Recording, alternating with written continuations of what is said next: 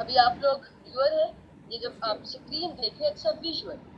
तो communication designer का काम है व्यूअर एंड विजुअल के। तो पहले ब्लॉग्स तो ले आए, लेकिन ब्लॉग से बनेगा क्या?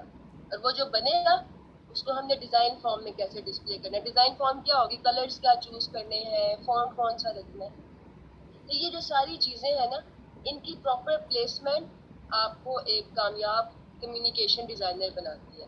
कम्युनिकेशन डिजाइन में ब्रांडिंग आ जाती है, एडवर्टाइजिंग का काम आ जाता है, book design, UI UX design, web design, photography, packaging label design, editorial design, presentations, mobile app, social media design, data visualisation, इसमें इंफोग्राफिक्स आते हैं, चार्ट्स आते हैं, इसका भी बहुत ज्यादा काम होता है। तो अगर आप एज ए कम्युनिकेशन डिजाइनर इन सब कॉन्सेप्ट्स को समझ लेते हैं ना, तो जितनी भी स्किल्स आप स्क्रीन पे देख रहे हो उसमें बस एनाटॉमी का फर्क है, बाकी चीजें सेम ही होगी। और आई एम श्योर कि by the end of this training आप लोग इतने स्मार्ट तो हो जाओ कि आपको अगर एनाटॉमी पता हो किसी भी स्किल की, आप डिजाइन खुद ही इम्प्लीमेंट कर सकते।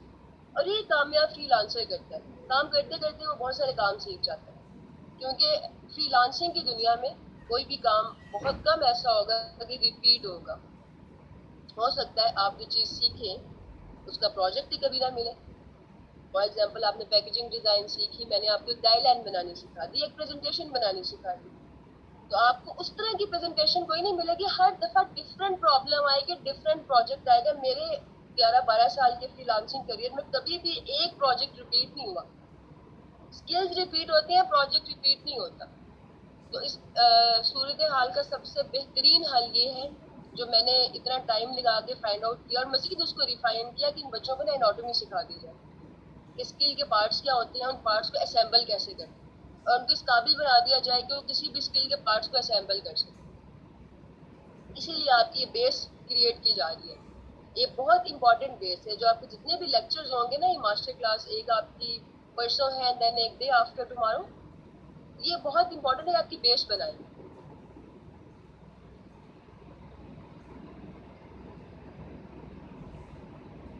क्या होता है, इसकी एग्जांपल हम ऐसे समझ सकते हैं, बर्फ है। बर्फ का क्या सेलिंग, अब बर्फ को बेचना क्या क्या आगे बेचोगे कि आपके ड्रिंक्स को ठंडा कर देगी। अगर बर्फ ठंडा ना करती हो तो बर्फ तो बिल्कुल बेकार चीज है। इसी तरह हर एक चीज जिसको सेल कर, हमने कम्युनिकेशन डिजाइन को सेल करना है, पैसे कमाने हैं, तो हर एक चीज जिसको सेल करना उसका कोई ना कोई सेलिंग पॉइंट होता है। अब कम्युनिकेशन डिजाइन का सेलिंग पॉइंट क्या है, and this is very important. इस चीज को आपने ना अपने जहन नशीन कर लो आज के दिन से। यह है पिक्सल परफेक्ट प्रिसीजन। अगर आपका design is not pixel perfect तो वो बिकेगा नहीं। अब ये पिक्सल परफेक्ट प्रिसीजन क्या है, चाहे आप बुक डिजाइन करते हैं, पॉडकास्ट बनाते हैं, सोशल मीडिया कुछ भी डिजाइन करते हो, अगर वो पीपीपी के रूल्स के अकॉर्डिंग नहीं है तो वो नहीं बिकेगा। ये पीपीपी वो इंटरनेशनल स्टैंडर्ड्स हैं जो कि इंटरनेशनल मार्केट ने सेट कर दी है।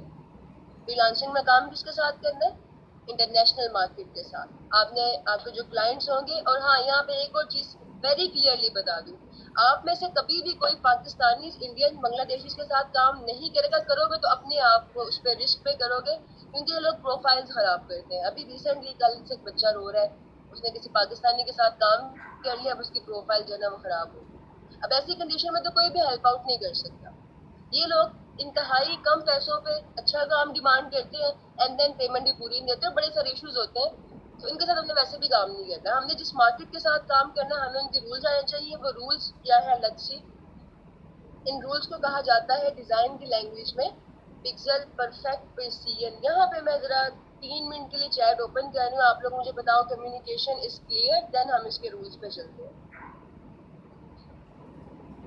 के अकॉर्डिंग कुछ कंटेंट बना के उनके साथ शेयर किया, और इसलिए ताकि अगर ये कंटेंट बच्चों को सिखाया जाए तो क्या इससे फर्क आएगा उनके डिजाइन पे। और आपने अगर तो बगैर टेंशन की जिंदगी गुजारनी है ना, तो डायरेक्ट क्लाइंट के साथ काम करना है जिसका अपना प्रोजेक्ट हो। तो इसराइल का भी करेगा, ये तो नाम से ही जाहिर है। सबसे अच्छा क्लाइंट आपको यूएसए का मिलेगा, और आपको ऑस्ट्रेलिया का मिलेगा। यूरोप में क्लाइंट बहुत अच्छा होता है, यूके काफी टेक्निकल होता है। ये सारा कुछ मैं आपको सिखाऊंगी नौरीन, नो प्रॉब्लम। बस आज के पहले लेक्चर अटेंड करो, इसको डाइजेस्ट करने की कोशिश करो।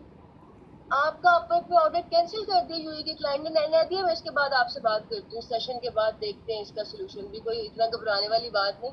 ये ऐसे लोग आपको अक्सर फ्रीलांसिंग के करियर में मिलेंगे, लेकिन शुरू में इस तरह के लोगों को अवॉइड करना चाहिए।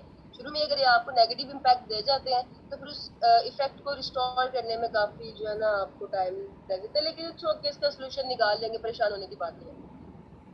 अच्छा जी, हम अपने पिक्सल परफेक्ट को कंटिन्यू करते हैं। मैं चैट आपकी ऑफ कर रही हूँ। जिनके ऑर्डर कैंसिल हो रहे हैं ना, ये इस पे भी डिस्कशन करते हैं।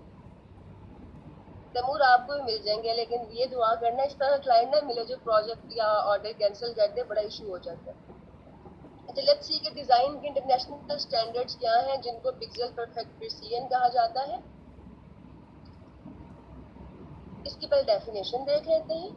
A pixel perfect design is one that provides the sharpest, cleanest and international looks due to the complete utilization of every pixel in the design। आसान अल्फाज में इसका मतलब ये है, इंटरनेशनल स्टैंडर्ड्स के जो डिज़ाइन होते हैं ना, वो बहुत ही ज़्यादा क्लमजी या बहुत ही ज़्यादा ओवरलोडेड नहीं होते।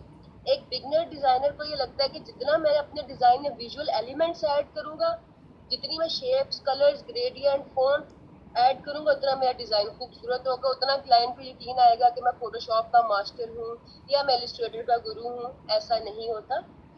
इंटरनेशनल डिज़ाइन हमेशा क्लीन होते हैं, उनके अंदर जो फॉन्ट्स है और स्पेस भी डिज़ाइन का एक एलिमेंट है। अगर आपको लगता है ना कि जगह खाली छोड़ देंगे तो वो आपका डिज़ाइन इनकम्प्लीट लगेगा, उस जगह को फिल करना है, तो ये बहुत गलत अप्रोच है। इंटरनेशनली इस अप्रोच को हम रिकमेंड नहीं करते। इंटरनेशनल अप्रोच ये है कि जो आपने स्पेस छोड़ी है ना खाली, या वो भी आपने कुछ सोच के, कुछ कैलकुलेशन करके, कितने इंचीज या कितने आपका जो भी यूनिट ऑफ मेजरमेंट है उसके हिसाब से आप एरिया को एम्प्टी छोड़ते हैं, वो बहुत ज़्यादा मैटर करता है। और सबसे ज़्यादा किसी भी इंटरनेशनल डिज़ाइन में स्पेस मैटर करती है कि इस डिज़ाइन में ब्रीदिंग रूम कितना है, कितना ये डिज़ाइन कम ओवरलोडेड है, कितना बैलेंस्ड है। तो ये सब चीज़ें आप प्रैक्टिस में भी सीखोगे और एक्टिविटीज़ के साथ भी सीखेंगे। लैब में मज़ीद आपकी चीज़ें रिफाइन होंगी जब आप अपने हाथ से इन चीज़ों की प्रैक्टिस करेंगे। तो स्टैंडर्ड उसको जूम करके देखो कि उसके एजेस शार्प होते हैं या ब्लर हो जाते हैं। इलस्ट्रेटर में बनाए हो तो ब्लर नहीं होते। फोटोशॉप में अगर 100% पे आपके एजेस शार्प नहीं है, चलो फोटोशॉप इज समथिंग एल्स, उसमें आप 100 से अबव जाओगे तो वो आपके एजेस ब्लर कर जाएंगे। लेकिन अगर 100% में ही आपके एजेस ब्लर कर रहे हैं किसी भी एलिमेंट के जो आपने यूज किया, वो एलिमेंट शेप भी हो सकती है, फॉन्ट भी हो सकता है, it could be an image, any graphic, any icon, तो वो आपका एक इंटरनेशनल स्टैंडर्ड नहीं है। डिजाइन के एक टर्म है ने, ये कहा जाता है वो काम जो आपने डिजाइन में बिल्कुल भी नहीं करना, और इसके ऑपोजिट टर्म होती है ये। So blurry edges is a big no. अब चाहे आप फोटोशॉप एडिटिंग करें, फोटोशॉप एडिटिंग में डिजाइन का तो कोई खास ताल्लुक नहीं, लेकिन अगर आपकी एडिटेड पिक्चर्स या जिस पिक्चर का आपने बैकग्राउंड रिमूव किया है 100% पे अगर उसके एजेस इस तरह से नजर आ रहे हैं डबल या ब्लड, तो इट्स अ बिग ने, आपका काम अप्रूव नहीं होगा और फिर प्रोजेक्ट खराब होता है। Other principle is alignment and spacing. दो एग्जांपल्स हैं। अभी जो ब्लॉक्स हैं इनको आप विजुअल एलिमेंट कंसीडर करें। विजुअल एलिमेंट मैंने एक्सप्लेन कर दिया क्या क्या होते हैं। विजुअल एलिमेंट्स में टेक्स्ट, शेप, ग्राफिक, आइकॉन, ये सब चीज़ें आ जाती है। इमेज, मतलब जो भी चीज़ आप किसी भी डिज़ाइन में ऐड करते हैं डिज़ाइन। अब अगर आप देखो तो जितना एरिया मैंने यहाँ पे एम्प्टी रखा है उतना ही यहाँ पे एम्प्टी है, लेकिन क्योंकि ये जो टेक्स्ट है इसको लेफ्ट अलाइन किया गया इसलिए कंप्लीट नहीं आ रहा, इसलिए शो नहीं हो रहा। लेकिन जो टेक्स्ट बॉक्स मैंने लगाया है ना वो यहाँ से यहाँ तक है, इस टेक्स्ट बॉक्स में टेक्स्ट आ रहा है। तो राइट लेफ्ट स्पेस इक्वल है, टॉप बॉटम स्पेस इक्वल है। बड़ी स्क्रीन पे इट शुड लुक बैलेंस्ड। अगर इनके आपस में स्पेसिंग इक्वल नहीं होगी तो समझने की बजाय प्रेजेंटेशन वैसे ही जो है आउट ऑफ द वे जा रही होगी। ये तो चलो मेरी अपनी है, आई डोंट केयर, बट अगर किसी क्लाइंट को तो बिल्कुल पे नहीं करेगा अगर आपकी प्रेजेंटेशन में किसी भी डिज़ाइन में स्पेसिंग और एलिमेंट इक्वल नहीं होती। Spacing and alignment. देन आ जाता है कंसिस्टेंसी। कंसिस्टेंसी का मतलब ये है आपके margins. Margins right left top bottom खाली स्पेस को बोलते हैं। मार्जिन्स बोलते हैं कि अगर आपने किसी भी टेक्स्ट में हेडिंग ऐड की और हेडिंग के बाद आपने कोई सब हेडिंग लिखी या आपने कोई टेक्स्ट ऐड किया या कोई इमेज ग्राफिक लगाया, तो उसका थ्रू आउट योर डिज़ाइन जो है वो एक कंसिस्टेंट फील आनी चाहिए। अगर आप प्रेजेंटेशन डिज़ाइन कर रहे हो तो एक स्लाइड पे जो आपने अपनी सेटिंग कर ली अब थ्रू आउट वही जाएगी। आप बुक डिजाइन कर रहे हो, आपने एक पेज की जो सेटिंग की है थ्रू आउट वही जाएगी। डिजाइन में जब हम एक दफा डिसाइड कर लेते हैं कि इसकी साइजिंग और इसका लेआउट और इसकी वो टाइटल बार की एडजस्टमेंट क्या होगी। अब आपने देखा होगा प्रीवियस में भी, ये प्रीवियस स्लाइड में भी और इस स्लाइड में भी और नेक्स्ट स्लाइड में भी, ये जो हेडिंग है उसकी अलाइनमेंट, उसकी स्पेसिंग और टेक्स्ट की स्पेसिंग विल बी इक्वल। और ये जो आपके पास ये लाइन नजर है, the four most rule, consistency is very important. तो इसके लिए आप क्या कर सकते हो, आप ग्रिड बना सकते हैं। आप एक ग्रिड बना लें, एक्टिविटी क्लास की आपस में क्या प्लेसमेंट है, उनका कैसा लेआउट है। इसकी हम एग्जांपल देखते हैं। अभी देखो कोई भी डिजाइन होता है ना, अब बुक डिजाइन में बहुत सारे पेजेस होंगे, प्रेजेंटेशन डिजाइन में बहुत सारी स्लाइड्स होंगी, सोशल मीडिया हो सकता है आपको एक से ज्यादा पोस्ट बनानी पड़े। कोई भी स्किल परफॉर्म करते हुए जो भी आपने स्टार्ट में मार्जिन या टाइटल बार, शेप, टेक्स्ट जो भी आपने सिलेक्ट किया, थ्रू आउट योर डिजाइन उनकी प्लेसमेंट वैसी ही होनी चाहिए। फॉर एग्जाम्पल अगर आपने ये डिसाइड किया कि आपके एक टेक्स्ट की लाइन और किसी ग्राफिक या आइकॉन के बीच में 1 इंच का स्पेस है, तो उसी डिजाइन में जब आपने दोबारा ग्राफिक और टेक्स्ट को रखना है तो 1 इंच का स्पेस आएगा। अगर इसकी समझ नहीं आ रही अभी एग्जाम्पल को देखते हुए भी, तो एक्टिविटी क्लास में जब यही चीज आपके सामने परफॉर्म की जाएगी तो आपका कॉन्सेप्ट क्लियर हो जाएगा कि प्रैक्टिकली हम कंसिस्टेंसी को किसी भी डिजाइन में किस तरह से इम्प्लीमेंट करते हैं। नेक्स्ट एक बहुत इंपॉर्टेंट चीज है, इंपॉर्टेंट के साथ साथ इट्स एन इंटरनेशनल स्टैंडर्ड। आप सब डिजाइनर्स हैं, फोटोशॉप इस्तेमाल करना जानते होंगे, इलिस्ट्रेटर इस्तेमाल करना जानते होंगे। किसी भी सॉफ्टवेयर में एक कलर का बॉक्स होता है, ठीक है। इफ में किसी फोन पे, किसी टेक्स्ट पे, बैकग्राउंड में 3 तरह के आमतौर पे इस्तेमाल किए जाने वाले कलर मॉडल्स होते हैं, RGB, red, green, blue, CMYK, सियान, मैजेंडा, येलो, ब्लैक, और सबसे ज्यादा एक अनसंग हीरो, एक ऐसा मॉडल जिसके बारे में डिजाइनर्स जानते भी होंगे तो उसको इस्तेमाल नहीं करते, उसको HSB कहा जाता है, hue, saturation and brightness. International standard ये कहते हैं कि एक तो डिजाइन बनाते हुए ना मेहरबानी फरमा के सिंगल कलर का इस्तेमाल करें। अगर क्लाइंट की रिक्वायरमेंट नहीं है फिर आप जो क्लाइंट ने कलर्स दिए हैं वही इस्तेमाल करेंगे। बट अगर क्लाइंट आप पे छोड़े कि भाई अपनी मर्जी से कोई भी कलर्स यूज कर लो, या रेड यूज कर लो, ब्लूज इस्तेमाल कर लो, ग्रीन्स इस्तेमाल कर लो, तो इसका मतलब ये नहीं कि ग्रीन के आप डिफरेंट शेड आप कहाँ से निकालें। फ्रीलांसिंग में अक्सर आपको ना ऐसा प्रोजेक्ट मिलेगा, ये क्लाइंट कहेगा कि ये मेरा कलर, ये मेरा ब्रांड का लोगो है, इसके अकॉर्डिंग ना मुझे पैकेजिंग डिजाइन कर दो या इसके अकॉर्डिंग कोई बुक बना दो, जो भी आपका स्किल है। अब क्या होगा, आप लोगों में तो 1 या 2 कलर्स होंगे, अब उन 1 या 2 कलर्स को हम अपने पूरे डिजाइन में किस तरह अप्लाई करें। डिजाइन में तो हमें 3 से 4 कलर्स की जरूरत भी पड़ सकती है, अब उनका मैच कैसे होगा, बेस्ट कंट्रास्ट कहाँ से निकालें। इंटरनेशनल स्टैंडर्ड्स ये कहते हैं कि आप जिस मेन कलर को इस्तेमाल कर रहे हैं ना उसमें वेरिएशन लेके आए, HSB का मोड ऑन करके। ये फोटोशॉप में इजीली ऑन हो जाता है, जहाँ पे आपके कलर बॉक्स है वहां से आप ना ह्यू, सैचुरेशन, ब्राइटनेस निकालें। इन तीनों चीजों को एडजस्ट करके आप उसके बाकी कॉम्प्लीमेंट्री कलर्स निकालें। अब ये देखो जो राइट साइड पे एग्जांपल आपको नजर आ रही है ना यहाँ पे, और ये बहुत ही काम की, एक बहुत ये डिजाइनर्स का हैक है। इस हैक को इस्तेमाल करते हुए वो इंतहाई खूबसूरत डिजाइन में आते हैं। अब हैक में आपको इस तरह से बताऊं, भी ट्राई भी करना।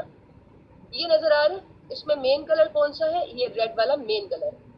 रेड के ऊपर व्हाइट भी अच्छा लगता है, रेड के ऊपर अगर फॉन्ट लिखना हो तो ब्लैक भी चलता है। लेकिन अगर आप रेड के ऊपर इस कलर में फॉन्ट लिखेंगे और एक व्हाइट कलर में फॉन्ट लिखा होगा, ज्यादा कंपेलिंग ये वाला कलर है, बिकॉज ये रेड की फैमिली में से ही ह्यू सबका देखो सेम है। ह्यू होता है आपका मेन कलर, वो सबका सेम है 352।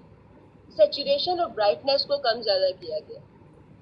तो आपने ना जब भी किसी ऐसे क्लाइंट के साथ काम करना है जो कलर का ऑप्शन आप पे छोड़े और आप एक कलर है इसी में डिजाइन करो, या 2 कलर्स है, तो बजाय उसमें कोई तीसरा न्यू कलर ऐड करने के अंदर आपने उसी कलर की सैचुरेशन ब्राइटनेस को इंक्रीज डिक्रीज करना, जहाँ पे समझ आएगी उसको आप फॉन्ट के लिए इस्तेमाल करेंगे, तो बहुत ही कंपेलिंग और बैलेंस डिजाइन बने।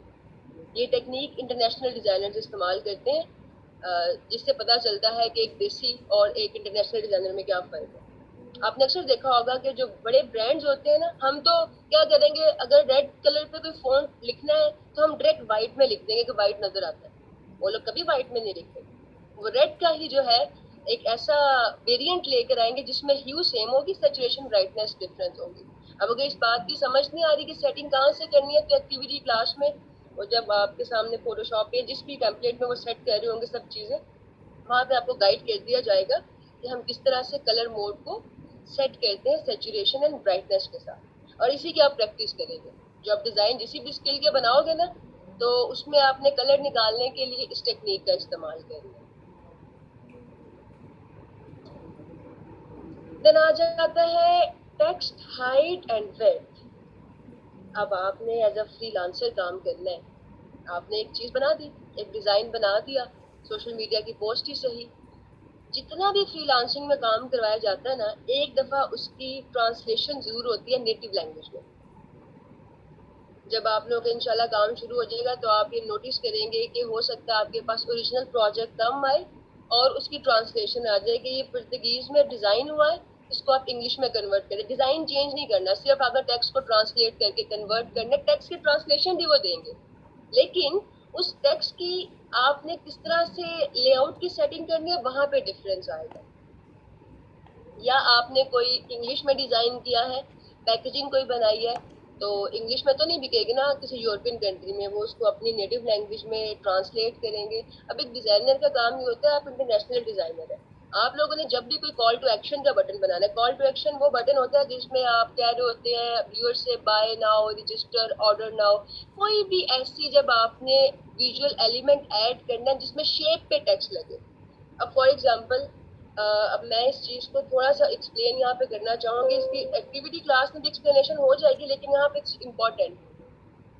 क्यों? तो ये ऐसे लिखा गया bye now.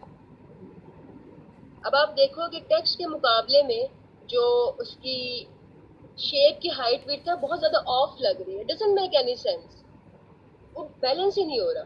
Screen not clear, सबके पास नॉट क्लियर है, सिर्फ नौरीन को इशू है।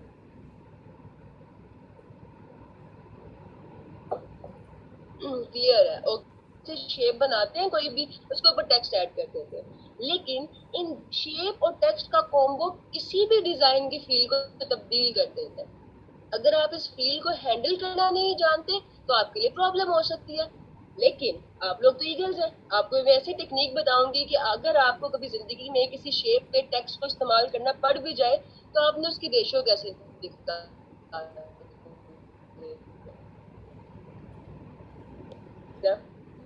फोटोशॉप में अगर परफेक्ट हाइट निकालनी है ना, तो आप क्या करेंगे, उस शेप में लिखेंगे ए और वाई।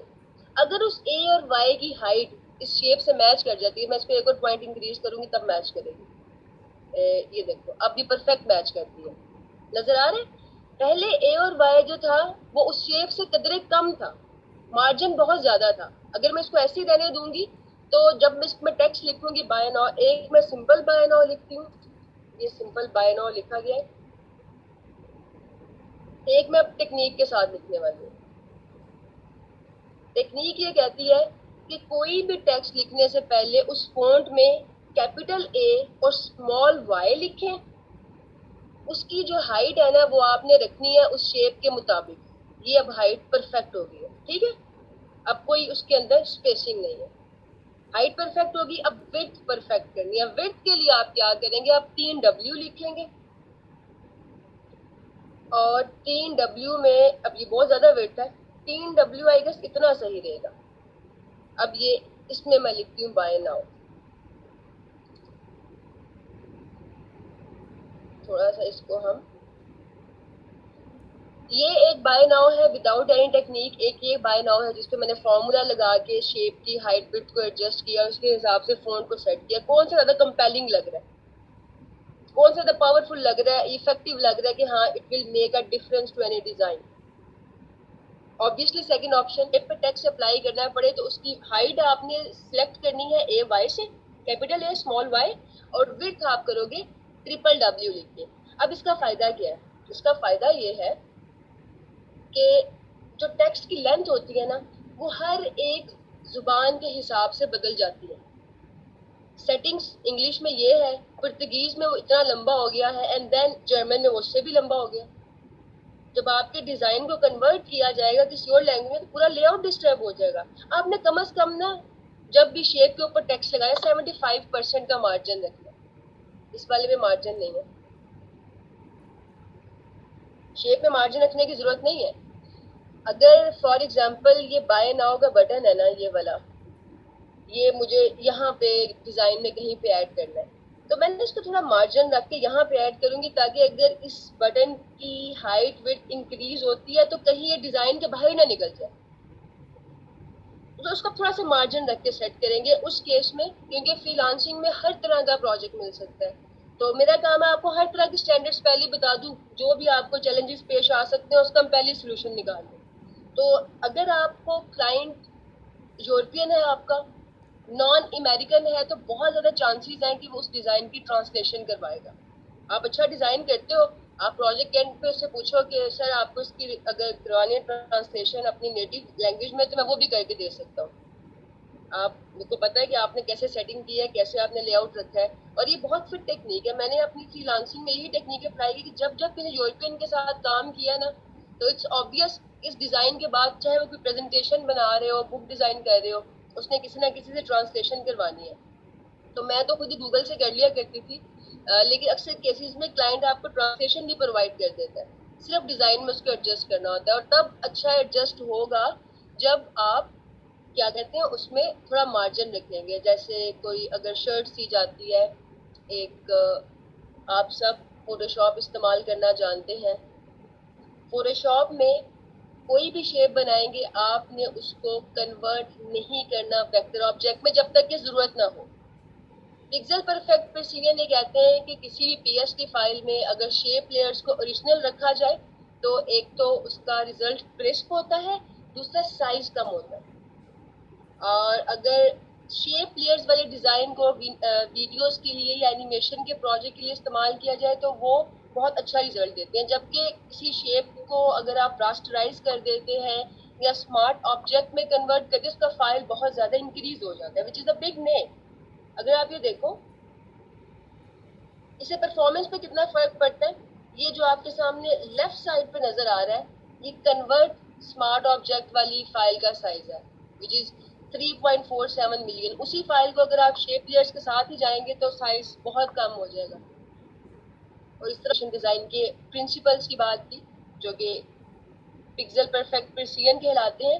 अब हम बात करेंगे कम्युनिकेशन डिजाइन के एलिमेंट्स कौन कौन से होते हैं।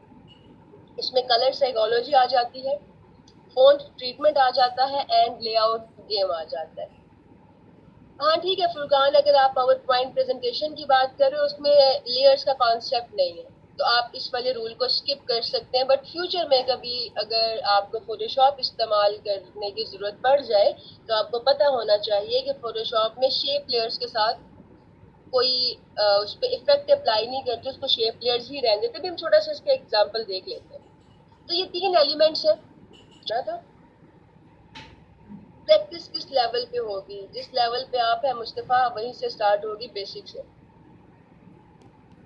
जहाँ वो था एक सेशन था, कैसा रहा? तब तक मैं ये आपको एक्सप्लेन करती हूँ कि शेप लेयर्स क्या होती है। फटाफट से अपना फीडबैक दें। सो नाइस, बहुत अच्छा, चलो दैट्स गुड। बहुत ज्यादा कंसर्न थी वो कि बैच 2 और बैच 1 के बच्चों के इश्यूज है, तो मैंने कहा फिर आप रिजॉल्व कर दें। बच्चे डर ही गए हैं असेसमेंट से। अच्छा बैच 3 में आपको एक चीज क्लियर कर दूं कि आज से ठीक 1 महीने के बाद जो कि 21 अक्टूबर बनता है, आप लोगों की फाइनल असेसमेंट होगी। अभी तक आपके सीनियर्स असेसमेंट से काफी घबरा रहे हैं, तो आप लोगों ने नहीं घबराना।